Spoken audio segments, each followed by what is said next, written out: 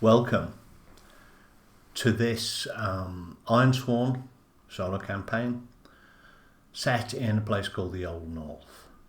Now, I've seen quite a few people online saying things like, well, I've read the books, but I don't quite know how to get started. So what I thought I'd do is give a reasonable amount of time at the beginning to talking about how to get started and reasoning a little bit about the key things. So Ironsworn is a modern role-playing game with built-in oracles and all the other stuff you need to run solo. So you don't need a separate sort of oracle like Mythic Game Master Emulator, which by the way is excellent, in order to play Ironsworn. It's free. The link is in the comments box under this video, and I would highly recommend it. Okay, so with Ironsworn, there are these things called truths, and if you look at that getting started list, that's taken from a more recent evolution of Ironsworn, called Starforged. It's a bit slicker in some ways, and they boil it down to nailing down 4 things, right? Start off from the principle that preparation is play, so approach the preparation in a playful spirit, and there are 4 things you need to nail down before you can really start playing.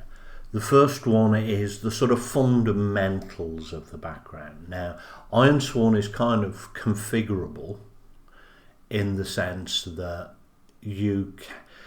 while it has a pre-generated sort of pseudo-Viking background, there's parameters you can set, and I'm going to use that framework of parameters to set the background up.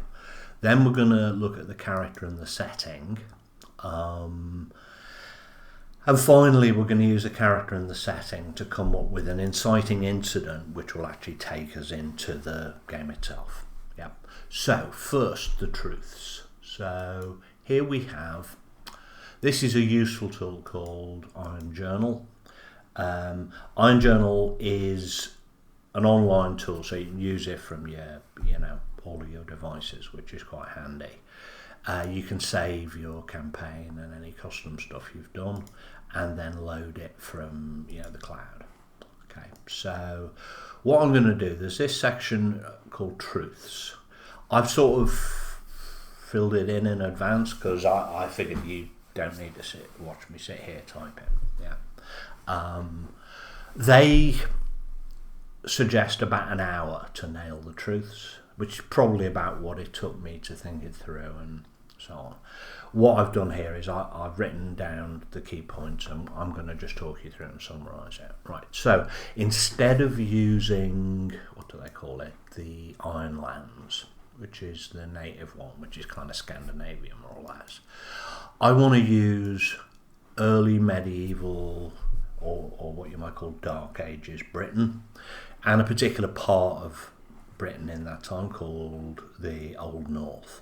So this is roughly King Arthur sort of period, to the extent you could say there is, if there was a historical King Arthur, he'd have been around here somewhere. And to some degree, there's a very scanty historical record, but there's enough to give you some ideas, right? So what's happening is the Western Roman Empire has collapsed, and while it ruled Britain for 300, 400 years, 350 maybe years, it's now gone. And it's kind of left behind this sort of Romano-British aristocracy, but it's also left behind a big vacuum where central government used to be and where most of the economy used to be. And the cities seem to, archaeology suggests the cities are kind of being abandoned. Some of the big villas are still functioning, but you can see a progressive degradation of society. I will refrain from modern parallels for the moment, but I can't promise I won't launch off into them. So anyway, plague and climate change and bad government have wrecked northern Britain. Yeah, I'm doing it again. Oh, well, never mind.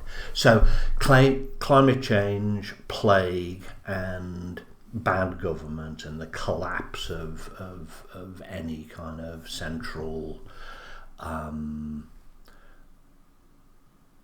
effective central economy has trashed northern Britain, but obviously there are still people trying to survive here. There is some kind of Romano-British culture still in place, and a lot of it's like 100 odd years since the Romans left. There is some kind of intercourse with the rest of the world, and the Eastern Roman Empire is doing just fine at this point.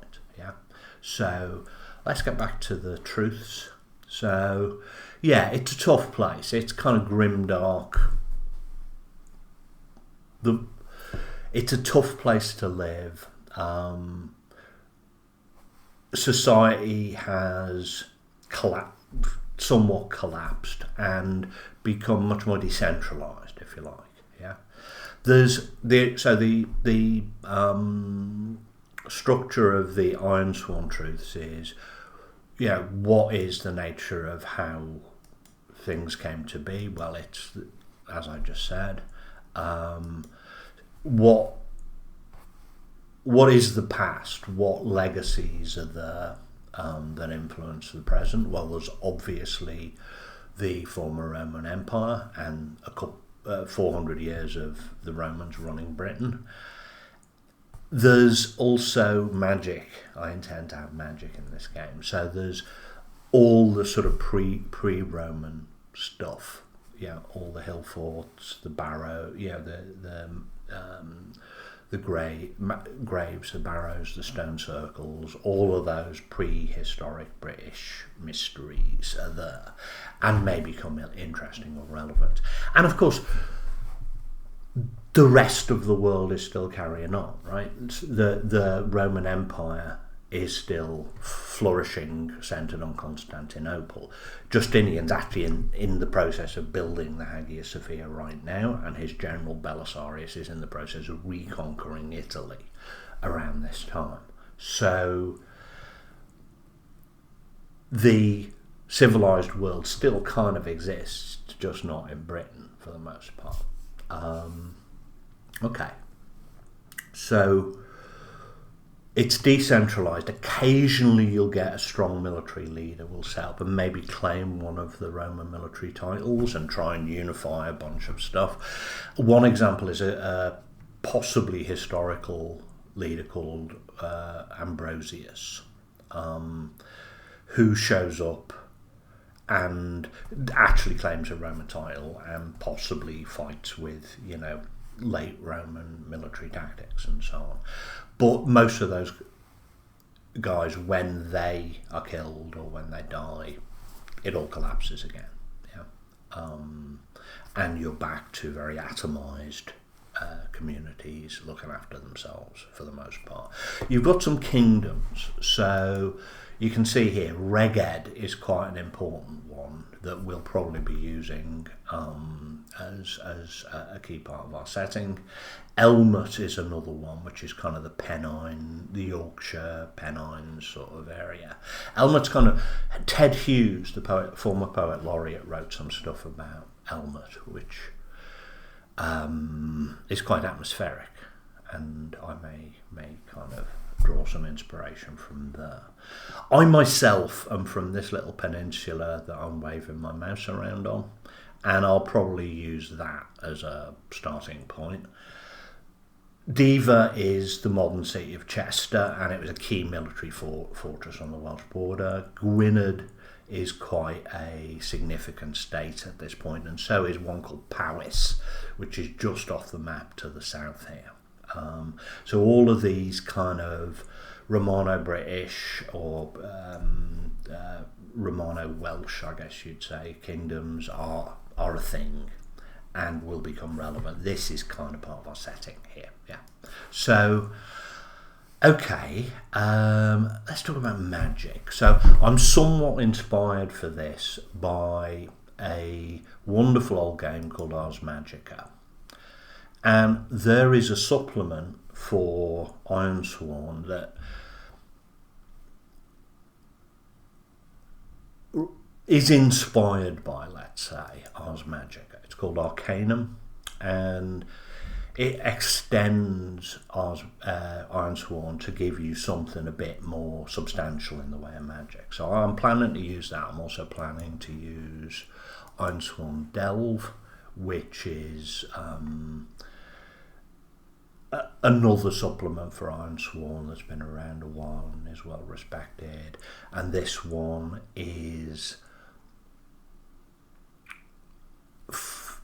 suitable for sites and expeditions and mysterious ruins and things of that nature, which I'll probably be wanting. So Delve looks like a good bet too. All right, so magic then.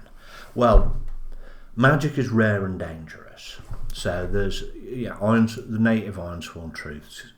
Magic is a myth. Magic is rare and dangerous. People use it to boil their kettles. In the super high fantasy version, I'm going to go for the middle option, which is it's there but it's dangerous and it's rare. The reason it's rare is, well, let's talk about just briefly again about Ars Magica. So Ars Magica has this very powerful notion they call Mythic Europe, and in Mythic Europe, essentially, it's actual high medieval Europe, so about 600 years on from the Old North. And what they say about Mythic Europe is just like historical Europe, except that all the stuff that people believed back then is true. So there's fairies in the forest, magic works, there might be an old dragon kicking around,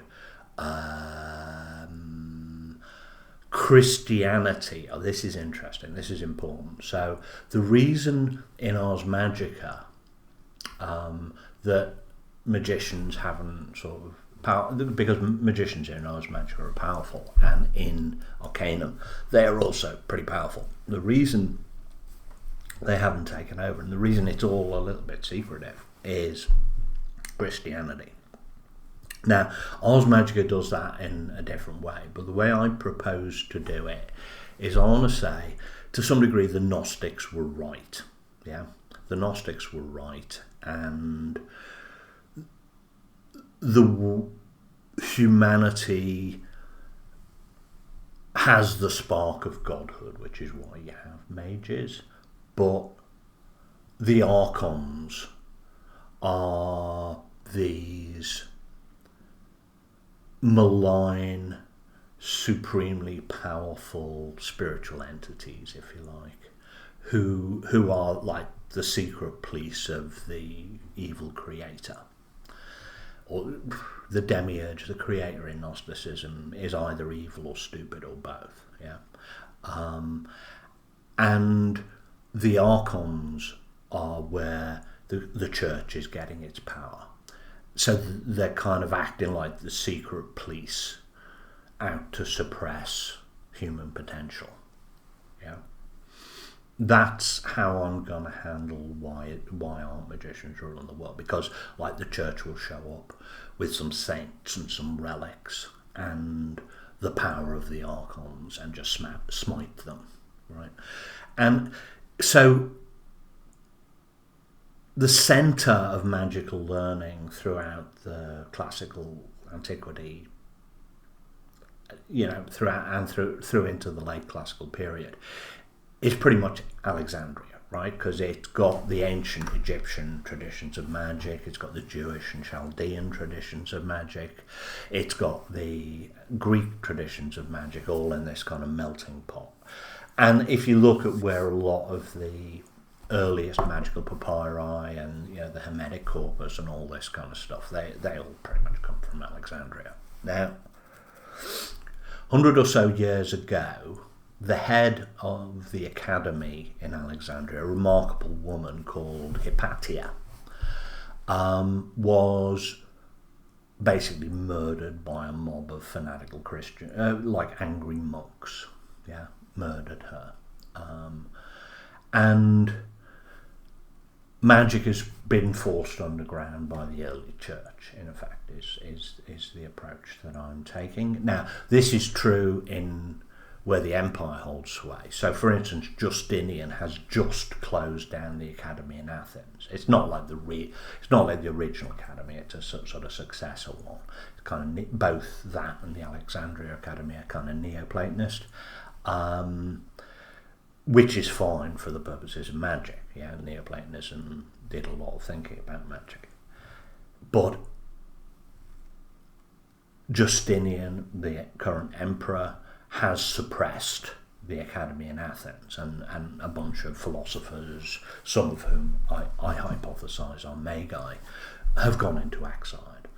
And Alexandria is a pretty tough place. You've got to be underground, right? So there is this tradition of learning, and there's all kinds of exiled scholars around even in the far fringes of the empire, like Britain, who actually know some of this stuff. But it's rare, and the church is going to be on your ass if they hear about it. Yeah, you probably won't survive.